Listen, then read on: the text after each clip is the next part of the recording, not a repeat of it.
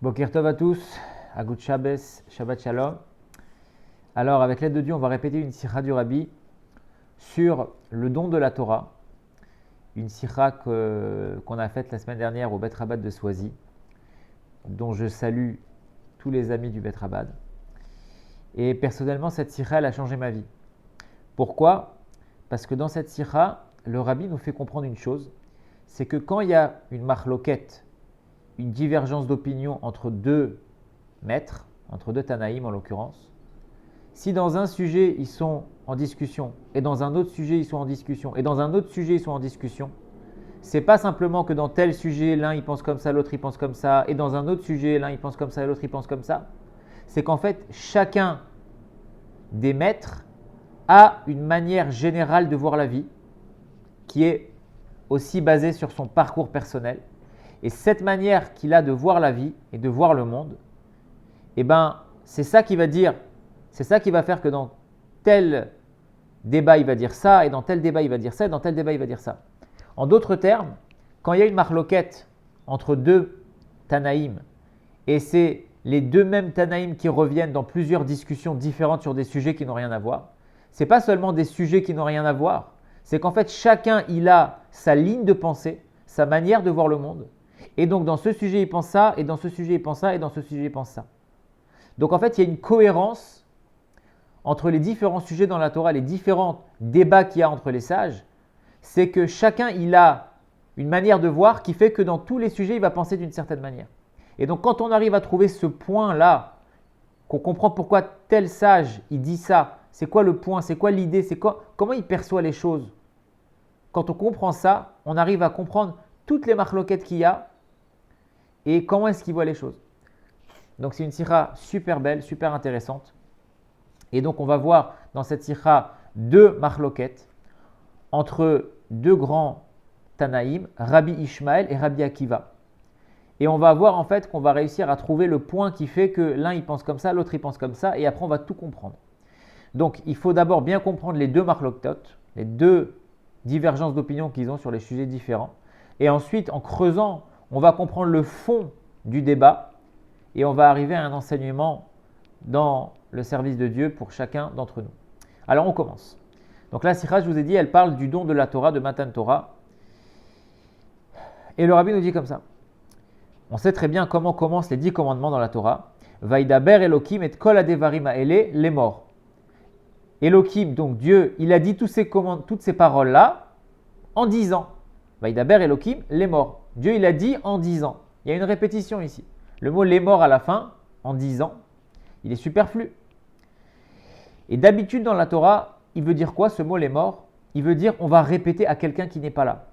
Comme quand on dit Vaidaber Hashem el Moshe, les morts. Hashem, il a dit à Moshe en disant, sous-entendu, moi je te dis quelque chose et toi, les morts, tu vas le répéter au Bnei Israël. Vaidaber Hashem el Moshe, je te dis quelque chose, les morts, et toi tu vas les répéter aux Juifs. Sauf que dans l'événement du don de la Torah, on ne peut pas dire ça. On ne peut pas dire que le mot les morts, ça veut dire on va répéter à quelqu'un qui n'était pas là. Puisque sur le don de la Torah, il y a écrit que tous les béné Israël, ils étaient présents. Tous les béné Israël, ils ont vu Hachem et ils ont entendu de la bouche d'Hachem les 10 commandements. Donc, étant donné que tout le monde était là, et pas seulement les béné Israël de l'époque, mais on dit même toutes les neshamot du Ham Israël étaient présentes et étaient là de toutes les générations pour écouter de la bouche d'Hachem les 10 commandements. On ne peut pas dire ici que quand on dit Vaidaber Elohim et kol hadevarim ha'ele les morts, qu'Hachem il a dit toutes ces paroles-là, les morts en disant, ça veut dire qu'il fallait répéter à quelqu'un qui n'était pas là, puisque tout le monde était là. Donc il veut dire quoi ce mot les morts ? Alors, il y a plein de biurim, il y a plein d'explications. Là le Rabbi dit comme ça. Il ramène le Mechilta, donc le Midrash, qui nous dit ici le mot les morts, qui est à la fin, qui est en trop. Il vient nous dire que c'est les Bnei Israël qui ont dit quelque chose à Hachem. Donc Hachem, il a dit toutes ces paroles-là, Hachem, il a dit les 10 commandements, les morts, et les Bnei Israël, ils répondaient à Hachem. Quand Hachem, il donnait un commandement, les Bnei Israël lui répondaient. Et là commence la marloquette entre Rabbi Ishmael et Rabbi Akiva. Qu'est-ce que les Bnei Israël, ils répondaient à Hachem ? Rabbi Ishmael Omer, Rabbi Ishmael, il dit, Sheayu omrim al en ve al lav lav. Sur le oui, il disait oui, sur le non, il disait non.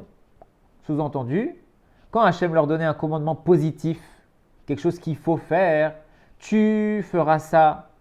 Alors les Bnei Israël, ils disaient oui, on fera ça. Et quand Hachem il disait quelque chose de non, ça veut dire un commandement négatif, tu ne feras pas ça. Les Bnei Israël, ils disaient non, non, je ne ferai pas ça. Donc pour Rabbi Ishmael, sur le oui, il disait oui, et sur le non, il disait non. Sur le commandement positif, il disait oui, je ferai. Sur le commandement négatif, il disait non, je ne ferai pas. Ça, c'est l'avis de Rabbi Ishmael. Rabbi Akiva, il dit quoi? Sur le oui, il disait oui, et sur le non, il disait oui aussi. Ça veut dire que si Hachem leur disait tu feras ça, il disait oui, je ferai ça.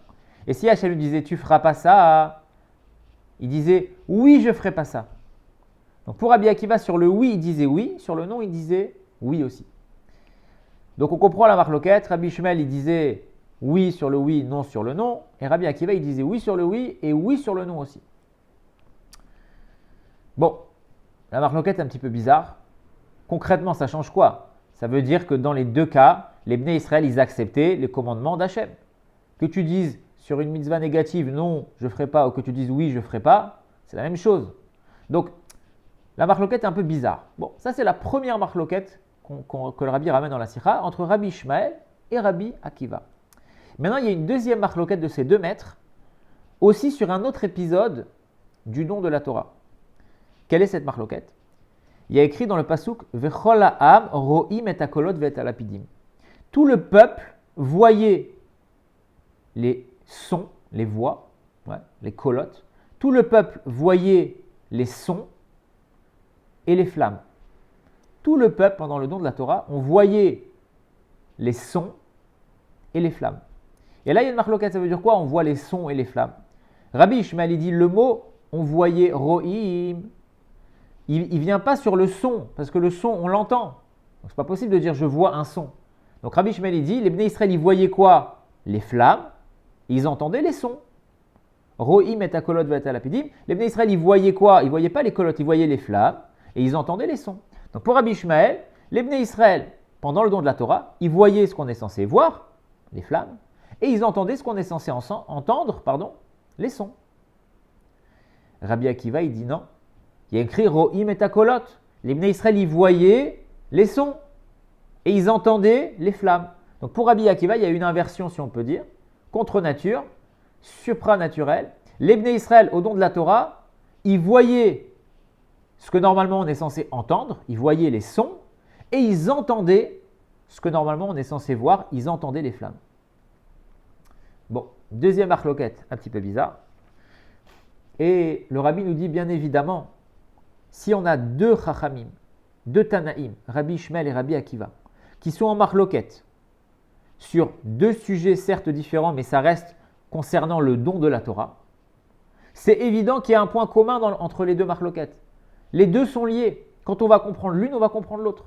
Mais il faut qu'on comprenne, comme on a dit au début, le point qui fait que l'un il pense comme ça, l'autre il pense comme ça. Alors on va parler d'abord de la deuxième marloquette, et ensuite on reviendra à la première. On a dit la deuxième marloquette, c'est quoi? Rabbi Ishmael dit, lors du don de la Torah, les Juifs, ils voyaient ce que l'on voit et ils entendaient ce que l'on entend. Rabbi Akiva, il dit non, ils voyaient ce qu'on entend, normalement, et ils entendaient ce qu'on voit. Alors pour comprendre cette marloquette, il faut comprendre c'est quoi voir et c'est quoi entendre. Il y a une différence entre voir et entendre. Et le Rabbi dit, il y a une différence en termes de si je regarde la personne qui voit et qui entend, et il y a une différence en termes de si je regarde la chose qui est vue ou qui est entendue. Alors, quelqu'un qui voit et qui entend, déjà dans le référentiel de la personne.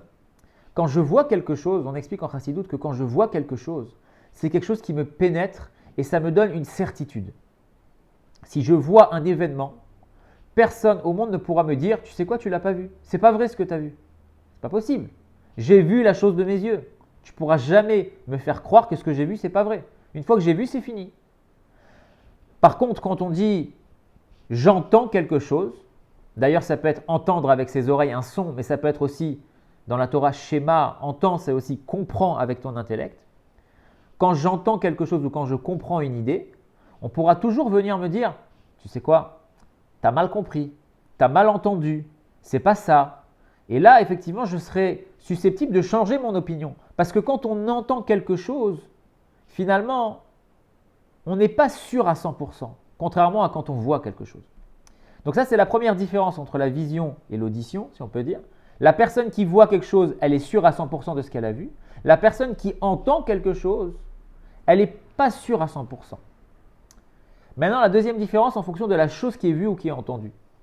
Quand je dis je vois quelque chose, forcément, je parle de quelque chose qui est matériel, que je peux voir avec mes yeux. Donc si je vois quelque chose, c'est quelque chose de matériel. Par contre, quand j'entends quelque chose, quand j'entends un son, et à plus forte raison quand je comprends une idée, là c'est quelque chose de spirituel. Ouais. Donc, je vois quelque chose qui est matériel et j'entends quelque chose qui est spirituel. Et en réalité, le rabbi dit ces deux différences, elles sont liées. Parce que pourquoi, quand je vois quelque chose, ça me donne une certitude? Parce que la vision s'attache à des choses matérielles. Et comme moi-même, je suis matériel, quand je vois quelque chose de matériel, alors ça rentre en profondeur chez moi. Et donc, j'ai une certitude. Par contre, quand j'entends quelque chose, étant donné que quand j'entends, c'est quelque chose de spirituel que j'entends, et que moi, je suis quelqu'un de matériel, alors j'entends quelque chose, ça va rentrer en moi, mais pas en profondeur. Donc, je ne serai jamais sûr, quand j'ai entendu quelque chose ou quand j'ai compris quelque chose, je ne serai jamais sûr à 100% que c'est vrai. Parce que comme c'est quelque chose de spirituel que j'ai entendu, un son ou bien une idée, et moi-même je suis matériel, ça ne va pas à 100%. Donc maintenant on a compris la différence entre voir et entendre. Voir, je vois des choses matérielles, donc ça me pénètre, ça me donne une certitude. Alors que entendre, c'est un lien mais qui est plus lointain. J'entends quelque chose, je comprends, c'est quelque chose de spirituel et moi je suis matériel, donc ça ne me pénètre pas autant. Donc avec cette idée, on va comprendre la marloquette entre Rabbi Akiva et Rabbi Shmuel. Prenons l'avis de Rabbi Akiva dans cette deuxième marloquette. Rabbi Akiva, il dit quoi? Lors du don de la Torah, les Juifs sont arrivés à un niveau dans lequel ils voyaient ce qu'on est censé entendre et ils entendaient ce qu'on est censé voir. Ça veut dire quoi? Ils voyaient ce qu'on est censé entendre. Ce qu'on est censé entendre, c'est quelque chose de spirituel. Quelque chose que, normalement, ça ne nous pénètre pas à 100%. Ouais. Mais au don de la Torah, Rabbi Akiva il nous dit, les Juifs voyaient ce qu'on entend. Ils arrivaient à percevoir d'une manière de vision, d'une manière profonde, ce que normalement on est censé entendre de loin.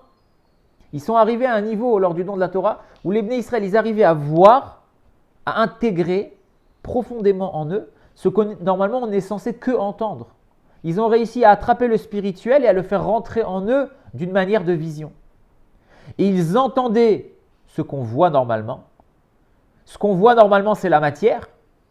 Et bien ça, ils l'entendaient seulement. Ils ont réussi à se déconnecter de la matière. La matière leur parlait plus autant. Donc pour Rabbi Akiva, il y a eu tout un chamboulement lors du don de la Torah. Les Bnei Israël, ils voyaient ce qu'on est censé entendre. Donc ils ont réussi à intégrer en profondeur le spirituel. Et ils entendaient ce qu'on est censé voir. Ils se sont éloignés du matériel. Pour Rabbi Akiva, c'est extraordinaire ce qui s'est passé lors du don de la Torah. Alors maintenant, la question est sur Rabbi Shmuel. Rabbi Shmuel, il nous dit, lors du don de la Torah, ils voyaient ce qu'on voit, ils entendaient ce qu'on entend. Alors pour Rabbi Shmuel, c'est quoi le chidouche? C'est quoi la nouveauté de Matan Torah s'il n'y a rien qui change? Rabbi Akiva, on a compris, mais Rabbi Shmuel. Alors le Rabbi nous dit comme ça. Le chidouche de Rabbi Shmuel, c'est quoi? C'est qu'il y a écrit qu'Hachem, il est descendu sur le mont Sinaï. Hachem, il s'est dévoilé dans le monde. Mais tu sais quoi? Hachem s'est dévoilé dans le monde sans briser le monde. Hachem a réussi à se dévoiler dans le monde. Et les Bnei Israël sont restés dans leur nature de voir ce qu'on voit et d'entendre ce qu'on entend. Sous-entendu, le chidouche d'après Rabbi Shmuel du don de la Torah, c'est pas que il y a quelque chose qui s'est cassé, il y a eu quelque chose de surnaturel et ça a brisé les lois de la nature et les Bnei Israël se sont élevés à un niveau où ils voyaient ce qu'on entend, ils entendaient ce qu'on voit. Non, pour Rabbi Shmuel, c'est pas ça. C'est Hachem est descendu et bien qu'il soit descendu, le monde est resté dans ses gdarim, le monde est resté dans ses limites, le monde est resté dans ses lois naturelles. Hachem, il a réussi à descendre, à se dévoiler sans briser le système qu'il a fait. C'est ça le chidouche pour Rabbi Shmuel. Donc une autre manière de voir. Pour Rabbi Akiva, c'est plus que lors du don de la Torah, le monde est sorti des limites. Un mouvement du bas vers le haut. Allez, tout a explosé. On s'est élevé à un niveau où on n'était plus pris dans les contingences du monde. Pour Rabbi Shmuel, non. Du haut vers le bas. C'est ça le message. Hachem est descendu, le haut qui est descendu en bas sans briser le bas. Maintenant, et c'est là où ça devient très intéressant, ce qu'on a dit au début, cette marloquette-là entre ces deux maîtres, le rabbi nous dit, ça ne vient pas de n'importe où, ça vient de leur parcours personnel. Pourquoi Rabbi Akiva il met en avant le mouvement du bas vers le haut et Rabbi Ishmael il met en avant le mouvement du haut vers le bas? Parce que ça dépend de leur vie qu'ils ont eu les deux. Et c'est pour ça qu'ils voient les choses de cette manière-là. C'est pour ça qu'ils mettent l'accent chacun sur quelque chose de différent. Regardez ce que nous dit le Rabbi. Rabbi Ishmael, c'était un Kohen Gadol, d'après certains avis. En tout cas, il était Kohen, mais Kohen Gadol. C'est quoi un Kohen Gadol? C'est un niveau de tzaddik. Tzaddik, c'est quoi?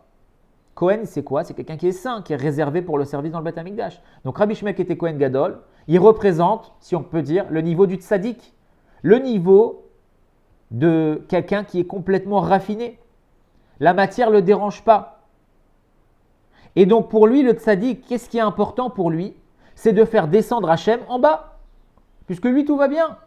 La matière, elle ne dérange pas. C'est un tzaddik, c'est quelqu'un qui est saint par nature, de naissance. Il est Kohen Gadol, il est tzaddik. Lui, ce qui est important pour lui, c'est qu'on fasse descendre Hachem dans le monde. C'est pour ça que Rabbi Ishmael, il met l'accent sur le fait qu'Hachem, il descend dans le monde, du haut vers le bas. Parce que lui-même était un tzaddik. Par contre, Rabbi Akiva, on sait très bien que Rabbi Akiva, c'était un Baal Tshuva. Tout le inyan de Rabbi Akiva, c'est qu'il a fait Tshuva. Il a fait Tshuva à 40 ans. Il y a même écrit que c'était un descendant de converti. Donc Rabbi Akiva n'a rien à voir avec le tzaddik saint et pur de naissance. Rabbi Akiva, c'est le Baal Tshuva. Et un Baal Tshuva, c'est quoi qu'il veut? Sans cesse, il veut sortir du monde, il veut sortir du mal. Il veut s'élever, il veut se rapprocher de Dieu. C'est pour ça qu'il a écrit que toute sa vie, Rabbi Akiva, il disait « Quand est-ce que je vais pouvoir mourir al Kiddush Hashem ?» Il n'avait qu'une envie, c'était de sortir, c'était de monter vers Hashem. Parce que c'est un Baal Tshuva. Et donc Rabbi Akiva qui est un Baal Tshuva, il a mis l'accent sur monter du bas vers le haut vers Hashem. Donc en fait, dans la marloquette, qu'est-ce qui s'est passé à Matan Torah? Rabbi Ishmael, il a dit, les Bnei Israël, ils voyaient ce qu'on voit, ils entendaient ce qu'on entend. Il n'y a pas eu de chidouche a priori, mais c'est ça le chidouche. C'est que Hachem, il descend dans le monde, sans briser le monde.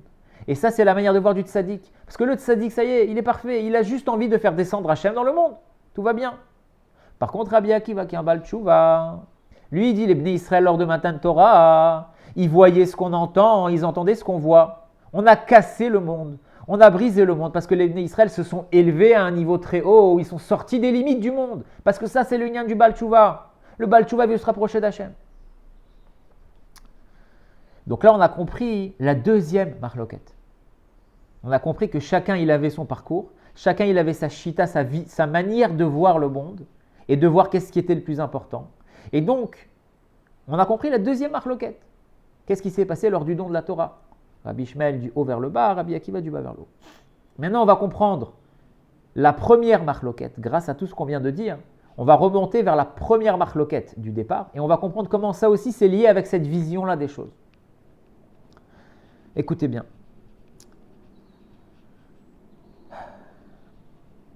Il y a écrit comme ça. Les mitzvot, quand tu vois une mitzvah, il y a deux manières de voir les mitzvot. Il y a la manière générale et la manière individuelle, particulière. C'est-à-dire que si tu regardes de manière générale, toutes les mitzvot ont un point commun. C'est qu'une mitzvah, c'est la volonté de Dieu. Tout simplement. Une mitzvah, c'est la volonté de Dieu. Et donc, si tu regardes les choses comme ça, tu ne peux pas faire de différence entre une mitzvah et une autre. Puisque dans l'absolu, c'est la même chose. Quand un père, il parle à son fils, il lui dit « fais-moi ça » ou « fais-moi ça ».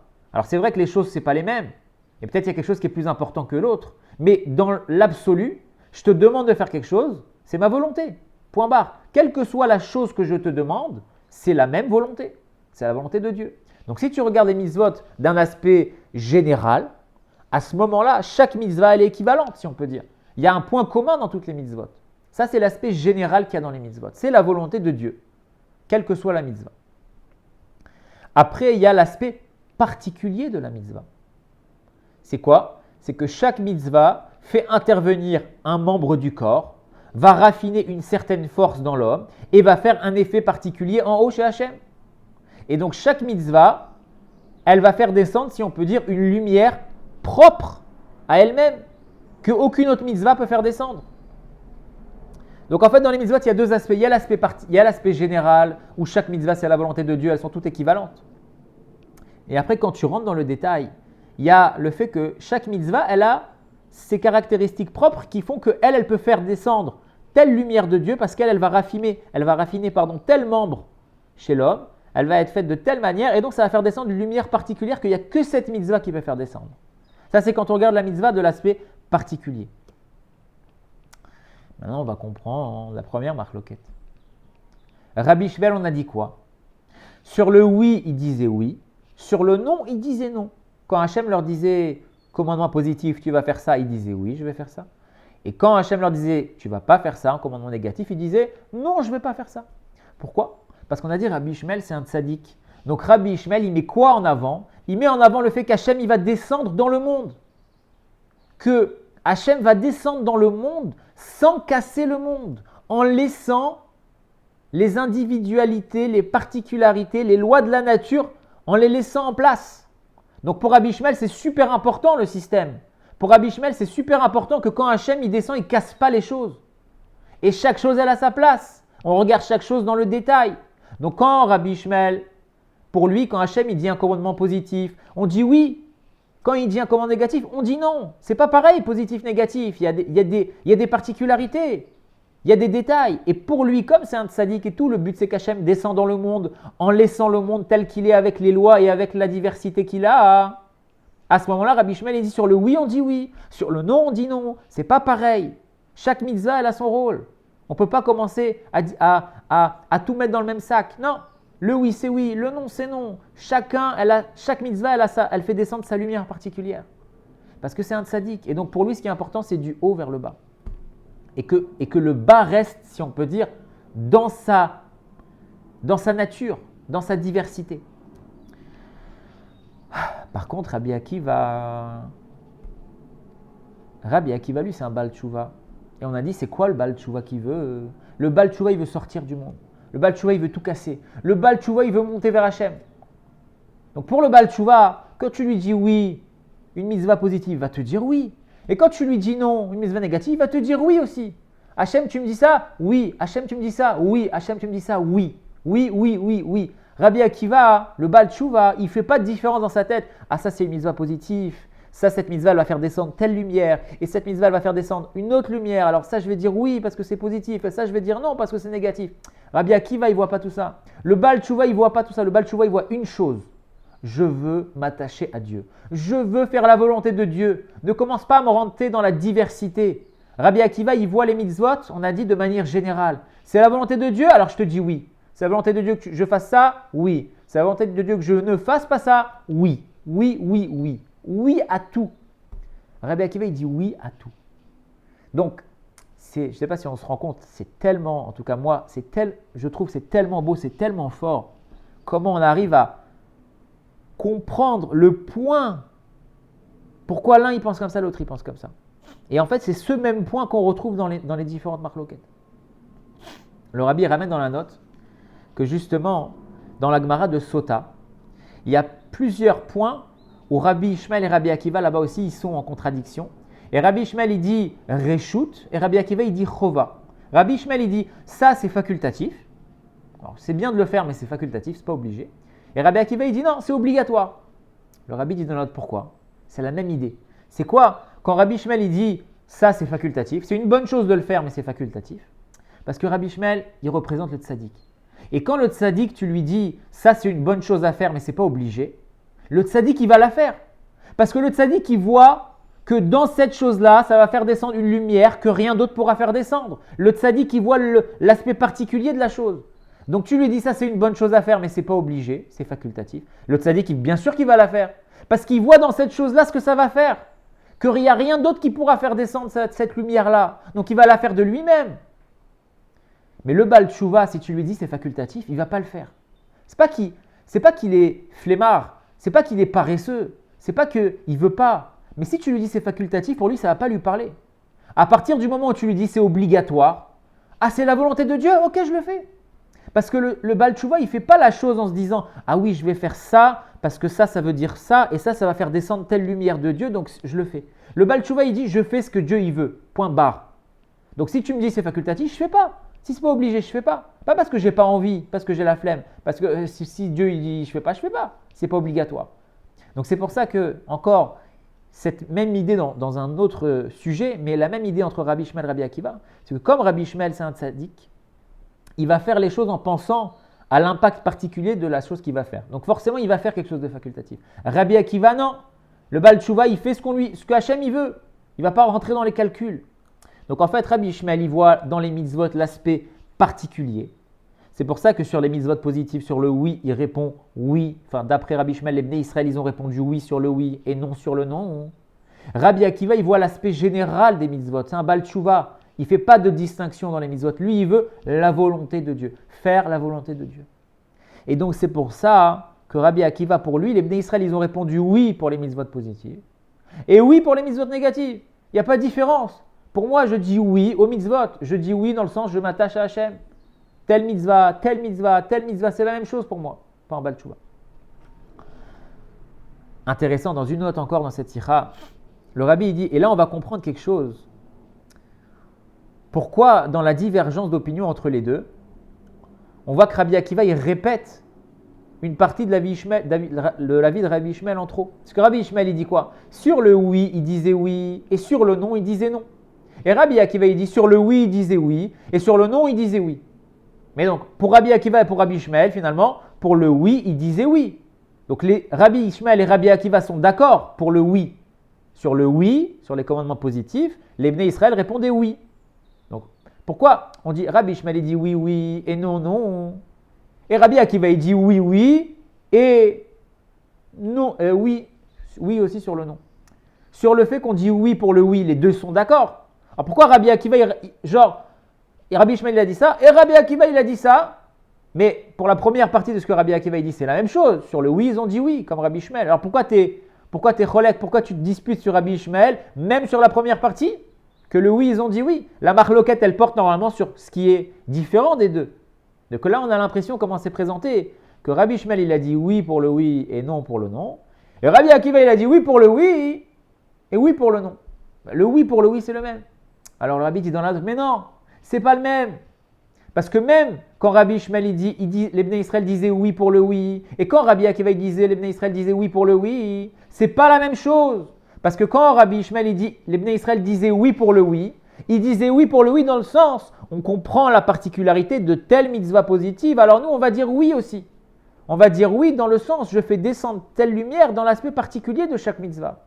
Mais Rabbi Akiva quand il disait oui pour le oui, les Bnei Israël, il ne disait pas oui parce que je vais faire descendre tel inyan. Il disait oui pour le oui parce que le oui, c'est un oui général. On veut faire la volonté de Dieu. Je ne sais pas si vous avez compris la nuance, mais ça veut dire que même dans, a priori, la partie dans laquelle Rabbi Ishmael et Rabbi Akiva sont d'accord, en fait, ils ne sont pas d'accord.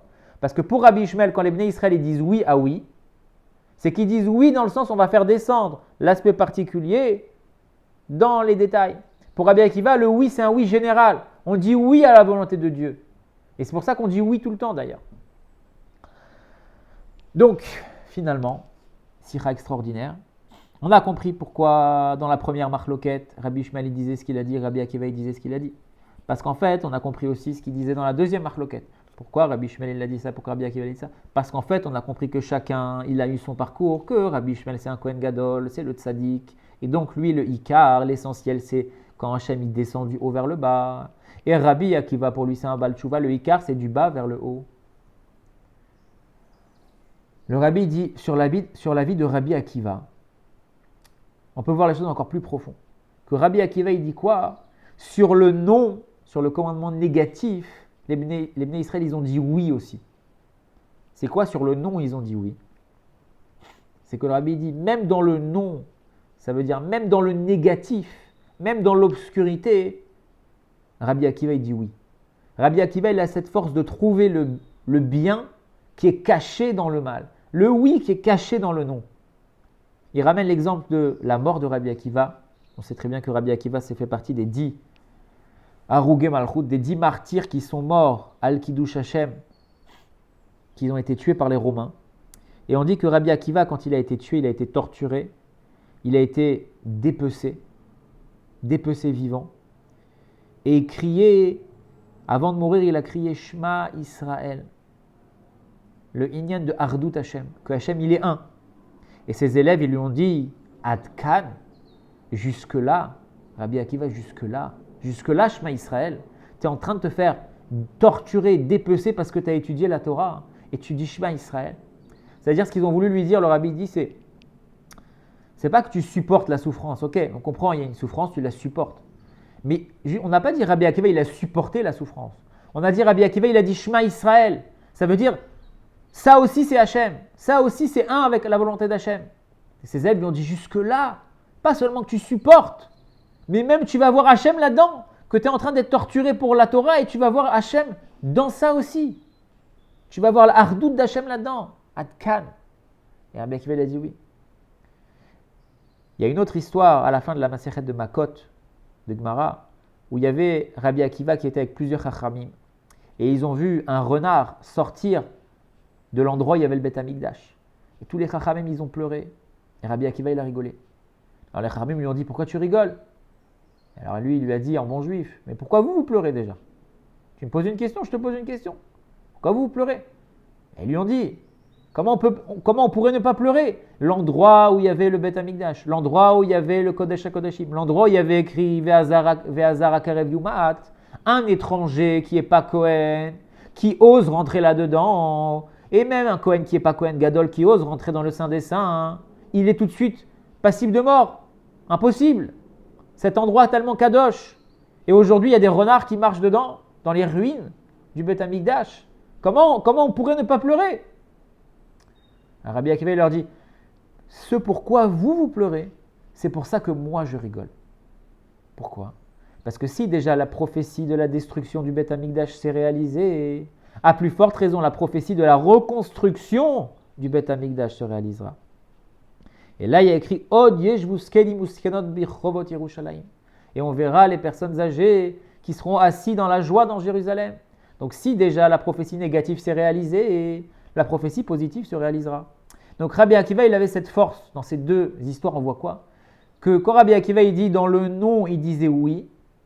Quand il y avait un commandement négatif, il disait oui quand même. Dans le non, il disait oui. Dans le mal, dans le non, il a réussi à trouver le oui. Rabbi Akiva, il a eu cette force de dévoiler le oui, le bien dans le non, dans le mal. Donc on a compris la marloquette entre Rabbi Akiva et Rabbi Ishmael. On a compris les deux marloquetot. On a compris les deux, leur parcours et la vision du monde qu'ils avaient. Maintenant, le Rabbi il dit concrètement, la sira se termine. C'est quoi la Hora'a? C'est quoi la Hora? C'est quoi l'enseignement? Alors, on remarquera quelque chose que le Rabbi donc, il dit, quelque chose d'étonnant. C'est que Rashi, quand il commente la Torah, quand il arrive sur le premier verset de la première marloquette, Vaïdaber, Elokim et Kol hadevarim haele les morts, là-bas, Rashi, quand il explique ce pasouk, il prend l'avis de Rabbi Ishmael. Sur le oui, ils ont dit oui. Sur le non, ils ont dit non. Et quand on arrive sur le fait Vechol amoroim et akolot, tout le peuple entendait les voix, là Rashi il parle de l'habit de Rabbi Akiva. Il dit ils entendaient ce que ils voyaient, roim et akolot, ils voyaient ce que normalement on est censé entendre. Donc d'un côté pour la première marloquette, Rashi il explique comme Rabbi Ishmael, et pour la deuxième marloquette il explique comme Rabbi Akiva. Ah, là on commence à pas comprendre. Pourquoi Rashi il change? Alors le Rabbi dit c'est très simple. Pour la première marloquette, il prend comme Rabbi Ishmael sur le oui, oui, sur le non, non, parce que c'est ça qui est le plus karov du pshuto shel mikra, c'est le sens simple, on va dire, des choses. Bon, sans rentrer dans les détails. Par contre, pour la deuxième marloquette, Rashi là-bas, il ramène l'avis de Rabbi Akiva, ro'im et akolot, donc les juifs, ils voyaient ce que normalement on est censé entendre, donc ils ont réussi à intégrer en eux d'une manière de vision ce qui est normalement seulement spirituel. Mais par contre, Rashi ne ramène pas la deuxième partie de ce que Rabbi Akiva il avait dit, qu'ils entendaient ce que normalement on voit. Ça veut dire qu'ils ont réussi à s'extraire de la matière. Pourquoi le Rabbi dit?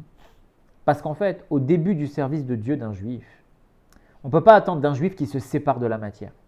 En fait, Rabbi Akiva il a dit deux choses. Il a dit, ils voyaient ce qu'on entend, sous-entendu, ils ont intégré en eux le spirituel. Et ils entendaient ce qu'on voit, ils sont déconnectés de ce que normalement on voit, donc du matériel. Il y a deux étapes. Ils sont connectés au spirituel et ils sont déconnectés du matériel. Mais Rashi ne ramène que la première étape. Il ramène que le fait qu'ils se sont connectés au spirituel. Pourquoi le Rabbi dit? Parce que la deuxième étape, le fait de se déconnecter du matériel, ça ne s'est pas donné à tout le monde. Ou en tout cas, ce n'est pas au début du travail d'un juif que ça commence comme ça. Et Rashi, il vient faire quoi? Rashi vient expliquer la Torah à un enfant de 5 ans. Rashi vient expliquer le sens simple. Donc pour Rashi, il va nous présenter les choses par lesquelles on commence dans le service de Dieu. Donc Rashi ne nous parle pas de ça qui sont sortis de la matière. Ils sont déconnectés de la matière. Parce que ça, c'est pas au début, il ne faut pas commencer à penser ça. Au début, on ne peut pas arriver à ce niveau-là de s'extraire de la matière. Nous, ce qu'on peut faire par contre, c'est voir les sons. Ro'im et takolot. Ça veut dire intégrer le spirituel. Une histoire personnelle d'un mot qui m'a marqué, je m'en souviens encore, qui m'a été dit par Mendy Arnov, chaliach du rabbi, donc du Bet Rabbah d'étudiants, que je salue aussi. Et il m'a dit comme ça, il m'avait dit, en Chassidut, on explique que quand tu vas tellement être imprégné de la Torah, de la Kedusha, de la conscience d'Hachem, finalement, automatiquement, ça va faire que tu te déconnectes un peu du matériel. Il m'a donné un exemple. Moi, j'ai fait le concours de médecine quand j'étais jeune. Et il m'a dit, tu te rappelles quand tu as fait le concours? J'ai dit oui. Une journée complète ou 2 journées complètes de concours. Il m'a dit, est-ce que tu as mangé à midi entre les examens? J'ai dit, bah oui, manger un sandwich. Il m'a dit, est-ce que tu as ressenti à ce moment-là le goût du sandwich? Alors j'ai dit, bah non, forcément. Tu es en train de faire un grand concours que tu as préparé depuis 1 an. Tu manges parce qu'il faut manger, mais tu n'es pas en train de manger en fait. Ta tête, elle n'est pas là. Ta tête, elle est dans le concours, elle est dans l'examen. En réalité, le message, il est fort. C'est-à-dire que quand quelqu'un il a quelque chose d'important dans sa vie, ça peut être un concours, Chas Shalom, ça peut être un événement difficile de santé d'un proche ou quoi que ce soit. Quand quelqu'un il est dans un événement important pour lui, même s'il va manger parce qu'il faut manger, il ne va pas ressentir la nourriture. Parce qu'il est tellement focus sur ce qui est important que le reste, ça devient moins important. Quand tu as un événement important que tu manges et que tu ne sens pas la nourriture, c'est pas que tu es devenu un grand kabbaliste et que tu as commencé à t'extraire de la matière et que… Non, c'est pas ça. C'est que tu es tellement imbibé, tu es tellement focalisé sur la chose importante pour toi que le reste, tu ne le sens plus. Donc c'est un peu comme ça que j'ai compris la Nekuda de la Sira. Ça veut dire que Rashi, quand il ramène les paroles de Rabbi Akiva dans le Chumash, il ramène que la première partie. Les Bnei Israël, ils voyaient ce que normalement on entend. Ça veut dire, ça c'est à ta portée. D'intérioriser le spirituel de manière de vision, de voir, donc d'intégrer ce que normalement on est censé qu'entendre. Ça c'est à ta portée. Même un juif qui commence, il peut y arriver. Il peut s'investir et s'imbiber tellement dans la Torah que ça va le pénétrer. Par contre, entendre ce qu'on voit, à se séparer de la matière, ça, c'est pas donné à tout le monde. Ou en tout cas, c'est pas au début, c'est pas avec ça qu'on commence. Donc Rashi n'en parle pas.